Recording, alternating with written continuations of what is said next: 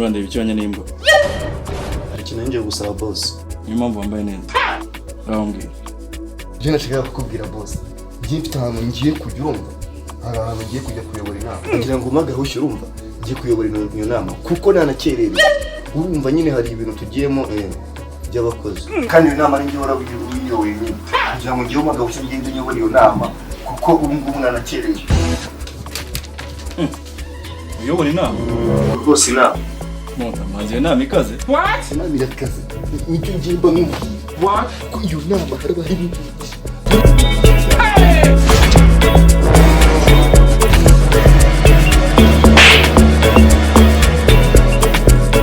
Ubwo magaho cyangwa muri iyo nama hakiri kare. Yahere uje ni inama ari kumwe. Inama ni iki? Gusa inama y'abakozi. Abakozi biki?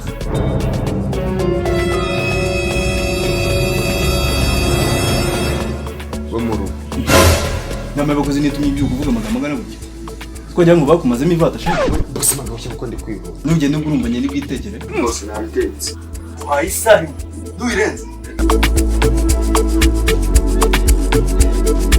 Sindi moto ufite imyaka ingana? 33. Zo ufite ingahe? 33. Ngiye ufite 28. Bose burya nawe uri uruswende. Nishura mbona. Kuvuga ngo ikisha, kuno mburi kuvugira mu matama shaka.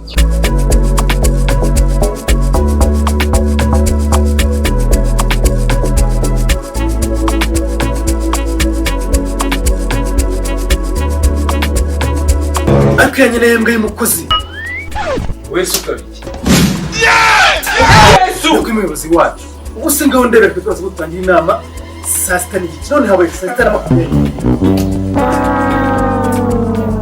So yituvugishwa.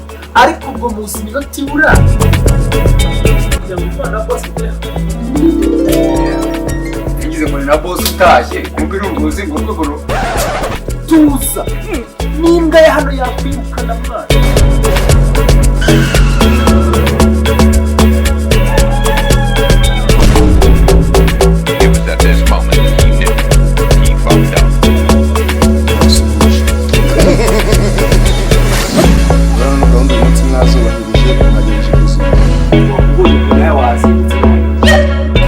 Ajunga umwaka iyi turaka bigiye mu nama y'umurancyane nuko rero wenyine kuba nakira kumva singi wa nakusinga paso ziba akuze uzazana wo byimbije gatuza ngo nuko umuye gutuza n'amagambo ameze gutya kuko urana kuko tugiye apanga ese ni kare Aha mubyeyi byarabakoze bose no akumwa cyo kituru mwanyira simbwa z'abakozi bo mu kuri dushatse kwigira rero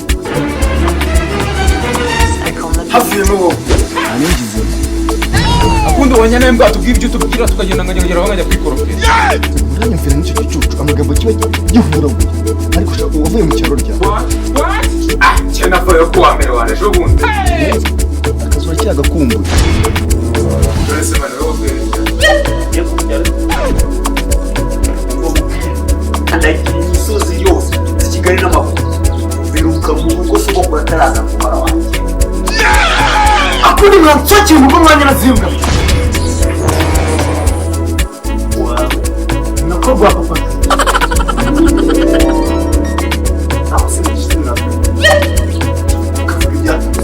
Ari ubundi twazanywe ni ngiye kubabwira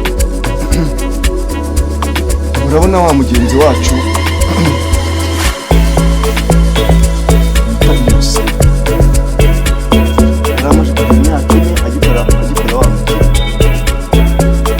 none yavuyeyo gukora zinazi itagiye Kigali nifuzaga ko rero nabwo ubundi bwo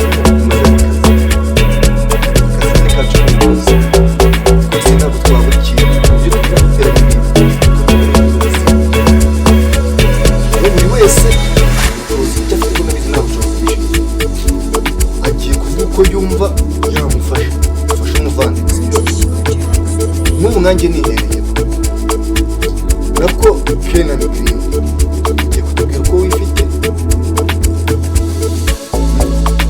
geranyiriza umuvandimwe nakuze ko mu jambo y'ubuzi muri mwebwe mwese hari abantu bananze mu kazi yimazemo imyaka 7 ahanwe ku muhanda bosi wanjye amemba kibiri muri kibiri cye kibira mpemba ukunzi mu cyaro ukoresha amayinite ya tuwasa mu cyumweru ubwo muri kumva mu byumweru bine ni igihumbi noneho ubwo bishatse kuvuga ko hasigara magana 8 rero umushikarira niyo mpamvu rero ubona uko mvuga uri kubyumva ko ukoresha 200 magana angahe magana 5 magana 5 It was at this moment that he knew he fucked up.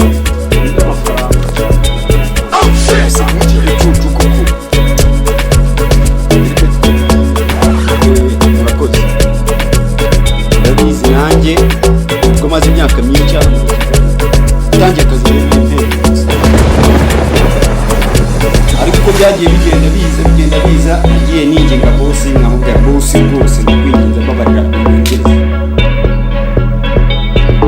bose nakomeza ndamwinginga imyaka yose nakoze ndamwinginga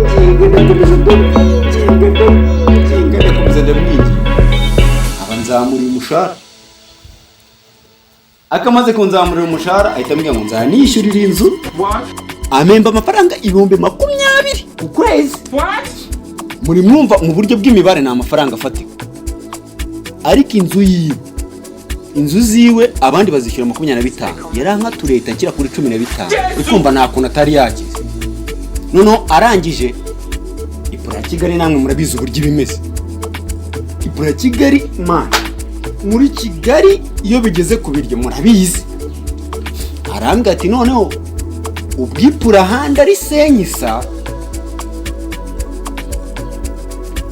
gusenyisa, kandi nabwo murabizi uba wariye ubugari n'agasosi. Ndambwira tuvuga ipura nzajya nkukata amafaranga 166 n'ibice bitandatu. Iyo mafaranga 166 iyo yakubye tegana n'ibintu ubuyobozi bwose kubyumva nanjye nakenze cyakoza byose bitewe n'urukundo tumukunda. Urakuzavoma amazi n'imwemerera ibuze n'icyo kuvuga ubu si ubwoko twibwirira ikibazo kiravutse. Iyi nama rero n'undi yitwa n'itama. None se mwaba mumwirika mbabazi ngo mwaje mu kazi cyangwa muri imfungwa mu minsi 30 habe n'icyo Uganda wasagu mu muzika saving iryari kanivugire ku ruhande rwanjye. Ntabwo nakanga gufasha umuntu ariko kuba nta kintu mufite sinamufasha ngenyine rwose mbaye mbibabwiye. Njya akazi ndagakora, bosi wanjye murabizi akunda kuza muri weekend. Mabuja ni umuganga, amafaranga yose akoreshwa no mu rugo ndayaje nkabasha gusaguraho dukeya, ariko ayo bampemba ku kwezi nyoherereza mama. None se ubukwe bwa Inosa ninyo uzabutaha gusa? Oh my god. Kenani nta kintu asagura, wowe nta kintu usagura. Ngiye gushakisha uburyo bwose bushoboka babirukane muri Kigali musubira iwanyu gusubira umwaba mumaze. None se ndabeshya? Icyakora wenda nanjye reka nivugeho icyo nzakora mu bukwe bwa Inosa. Nazi Kigali maze imyaka myinshi ifatika, maze kumenya tekinike na taktike umuntu ashobora gukoresha mu gikoni. Ngiye mu bukwe bwa Inosa nzamurira ese Juma yari amafaranga ufite kwitanga. erega njye maze kuba mukuru kugenda negeranya udufaranga gukora divorce n'umugore nasize mu cyaro yose amafaranga yose ngira kuri konti. Nawe koko nizeraga none numvaga byibuze ugiye kuvuga ikintu cyiza. Naho bunye gira icyo uvuga nawe. Umuyobozi rero njyewe bose nabateze amatwi, numvaga ko bagiye kuvuga ko byerekeranye n'amafaranga, ariko gusa njyewe murabizi ko nikundira ndayayo n'amafaranga ndashobora mu ndaya nk'imaya nako biba binanze. Ikintu cyo rwose ndabafasha nzamufasha ni icyo kujya nseriva inzoga zizaba zihari. Rwose icyo cyo ndakibemereye. Iriya ni inshuti yanjye twarakuranye mu cyariyo iyo zamusanze. Nari mbizi ko nta kintu kizima n'ubwo nawe uri ariko mubona mutari ibicu ngaho uribona kiriya cyavuze ngo kizitaga guteka uzateka ibyavuye ikintu kizazana amafoke iyo foke izarishwa ikintu kizavuga imoso usibye no kuvoma nta n'ijerekana ubu uzuke ngo izaza guseriva amayobo ariko uzi ko imoso yemeye kuba umurokore kubera ubukene byaza barajya mu kabari. ako si undi muyobo we hirya hereye uduhagata uzitanga iki niba byinshi tuzugutwaze. Njyewe ntabwo meze nk'amwe kuko njyewe muri abo njyewe nitanzemo ikintu gikomeye cyane ariko ibintu bikoze birambabaje. ariko kuri ngo tujyana ahandi watubwiye ikintu uzita. njyewe ikintu nzitanga nakibwiye Innocent. Okay, murabona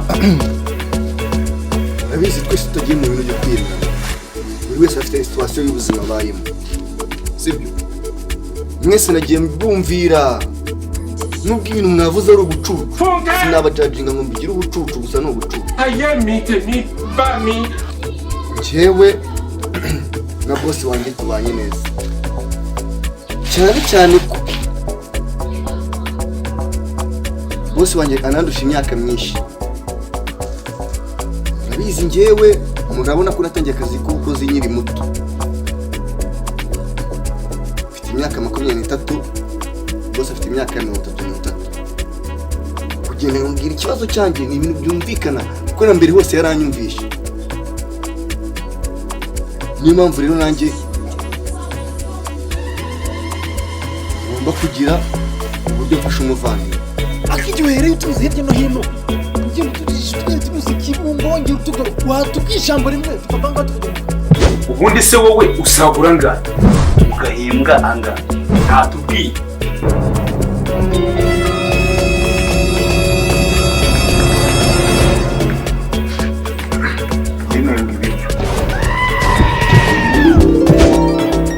Igihe wahereye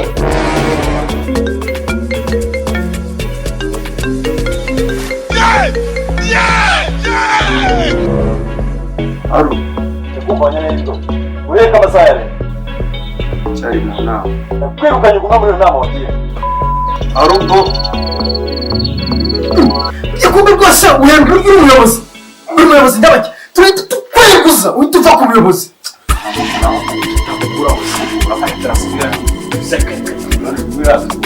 kandi asanga anarya n'igitoki nta nako ari kumucisha. Ituva ku buyobozi usiki ngiki cyaduhereye nandi kugize muvuzi. Ngiki uri umuyobozi ndabaki koko. Ngaho ndera n'iya telefone. Ubundi twagombye gushyiraho uyu ukijumba. N'ubu wazagura gukinga.